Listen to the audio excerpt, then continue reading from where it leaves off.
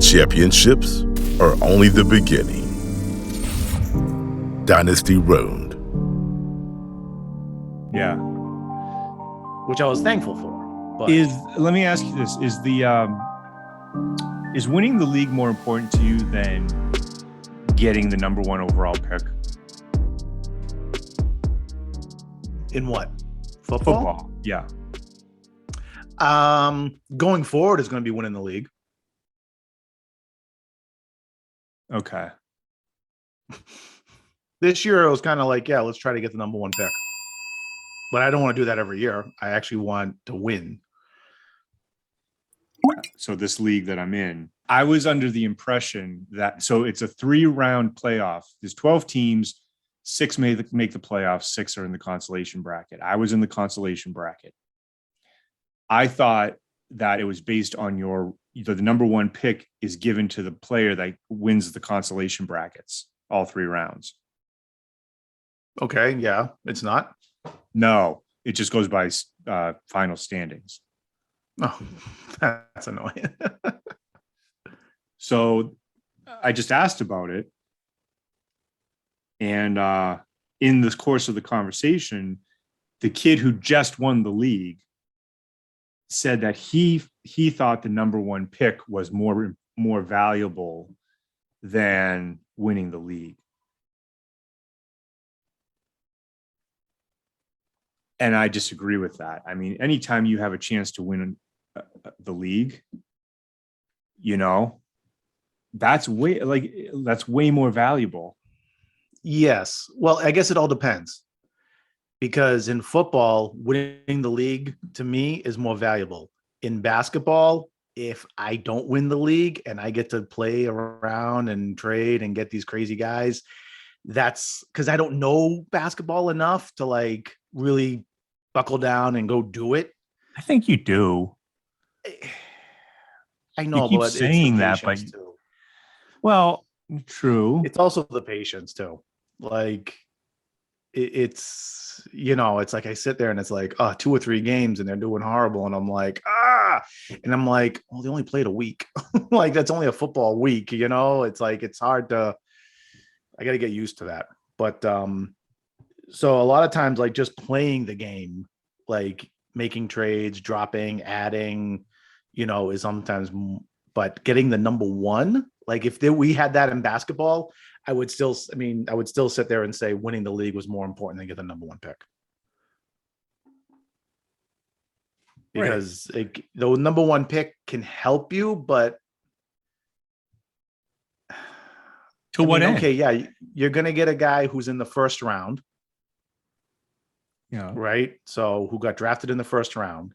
So those guys have a longer career than somebody who was drafted in the 3rd or 4th round. So yeah, I understand that. Now, if you get a quarterback or a wide receiver, you have a guy who's going to last you longer than that, that 3rd or 4th round guy as well. So I guess in terms of longevity, yeah, because if you win the league and you're picking 12th, you're probably picking a guy who's going to be in the 2nd round. Yes, or depending on the depth of the draft in real life, if it's IDP, you might be picking like in this league that I'm talking about. I think the guy that was 10, 11, 12, somewhere around there, he got Micah Parsons in the 1st round. Oh wow, yep. So yeah, no, I know, right? But I'm just going by So it's like a regular offensive league. I mean, you're going to a guy who's probably 2nd round-ish, maybe even late 2nd round. So I guess for long-term sustainability, but if you're always getting the 1st round pick, that means you're missing on a lot of drafts. Because like if you're always getting the 1st round pick, that means you're missing on taking guys because you should eventually be higher up because just the talent around you. True. You're the Jets. You're the Cleveland Browns. You're, like. I think that's one factor, but I also think in fantasy, I'm talking about in fantasy, you might be very good at drafting, but you might draft those guys, you might trade those guys away during the season, or you might not be active on the waiver wire, or you may make bad trades just in general. True. You might only play once a month. Yeah. And all your guys are on the bench. And that does happen.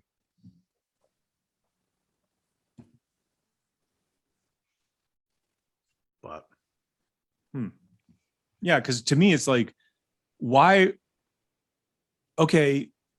And the argument that the kid was making was that winning the league is just bragging rights because it's a free league. Winning the league is just bragging rights, but the first round pick is actually a tangible asset. And then my mind says all of this is virtual. Like the first round pick is not, it's not like it's money going into your actual bank account. It's just a name. It's just like pixels on a screen. So like all of it is just, you're trying to say one thing is abstract and another thing is concrete, but they're both abstract. Yeah. And the only way I could see his point with that is that next year, does it matter that Nathaniel won or the kid won when we start up next year? Yeah. Does it really matter? Like, is he going to get an extra win in his column or something because he won the league? No. Right. But that first round pick could get you an extra win or two in your column. So that's the only way I could see that that's more of a tangible thing than winning the league. Yeah, but I still agree with winning the league is more important, but that's the only way I could see it being a tangible thing. You know, if you end up picking, you know, Jamar Chase for your first round pick, that's a very tangible thing that could help you that year. All right, let me take it to the extreme. Let's say you get 6 years in a row, you have the first round pick. Okay. And you nail it every single time. Yep. And in those 6 years, you never win the league. And let's just say the next 6 years, you never win the league. To what end was having the number one pick valuable? No, it wasn't. So, and essentially they cancel each other out. Like what you're saying. Yes, I was just saying the only way I could see it being more tangible is like, I'm just trying to be devil's advocate for that kid's idea. Like, okay, in his mind, he has that one pick that, yes, you win, he wins, Nathaniel wins. It doesn't really matter next year. Everyone starts off at 0. But that one guy that you got at the first pick could end up giving you more wins than. Fine. That's the only thing I could think of. That's the only thing. So you go 12-3, you go 12-2 during the regular season. And meanwhile, the 7-7 team has been making some sweet deals from week 10 to week 14. Yep. He's on he actually now has the best team in the league, but his record doesn't reflect it. And he decimates you in the first round. Yeah. Then it means absolutely nothing on either way. Whether you got the first round pick or you won the league.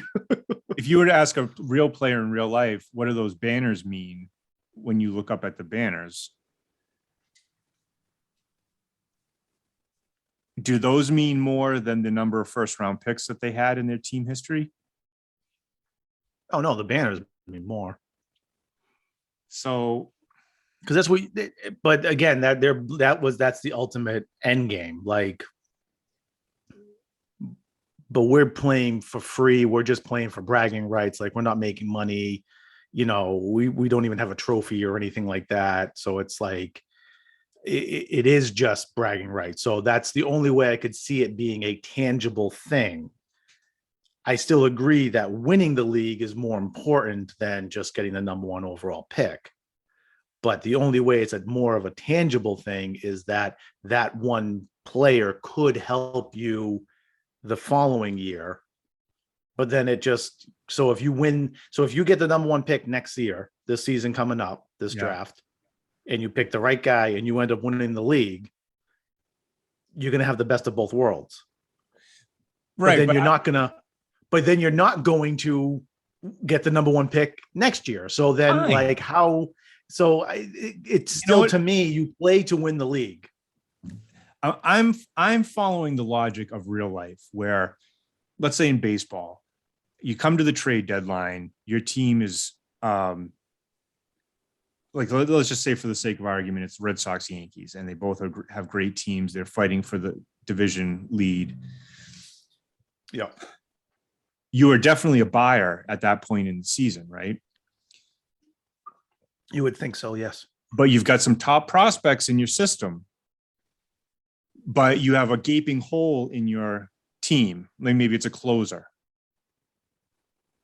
or maybe you've got one ace, but you really need that second, like, top-notch pitcher to carry you through the playoffs. Starting pitcher. Yep. At least the way they used to play, structure it. But you always go all in. Whenever you have a chance to win a championship, you go all in. Oh, yeah. You trade those prospects. You trade the Hanley Ramirez's and the Andrew Benintendis and the Jacoby Ellsbury's of the world to get those pieces that will help you win the championship. Yep. And yes, it is just bragging rights. But here's what I do too, EFO. If I'm new to a league, I love going back to previous seasons and seeing who won the league. And if there's a team where they won 2020, 2019, 2017, 2015, 2014, let's say. Okay. I'm looking at that owner and I'm like, this dude knows how to play. Right. I'm going to study his team and how he built his team, and I'm going to copy it. And yeah. Maybe I overthink it, but I even think that going up against somebody like that, you can start to freak out and overthink it because you know that they're so good at the game that you overthink your lineup decisions when you're facing them that week. Yeah, I can see that. And you make some mistakes. Yep. I do believe in that. I do believe there's that sort of intimidation. Because I feel that towards certain owners when I go up against them. It's like, I never beat this dude. I don't know how it is or why it is, but I never can beat him. Right. Yep. I was dreading facing Brandon in the playoffs. I think he had the most complete team. And had we faced each other the week that we were supposed to, I would have beat him because I got like 305 points that week. Oh, wow. Yeah. Yeah. It was the week before the championship. But I look at someone like him. I look at someone like Nick, and it's like, they're always in it. They're always, always, always in it. Yep. And other teams, I feel like I can beat them every single time I play them. Well, there are some teams you can beat every time you play. Yeah. Well, it's an interesting debate. It is. I still agree winning the league is more important, though. I do believe that. Because don't you want to feel like all of the decisions that you made, the efforts you put into it, I mean, it's like that's the thing that gives you the satisfaction for the season. At least for me. Are you like that or not? So, like, when it comes to the football, like, if I don't win, but like, say I can knock somebody off, that's a successful season for me too. Okay. Tell me more about that. Like, can I cause some chaos? Like the basketball one, finding that diamond in the rough kind of thing. I find it like, okay, this is almost like a win for me this year. Okay.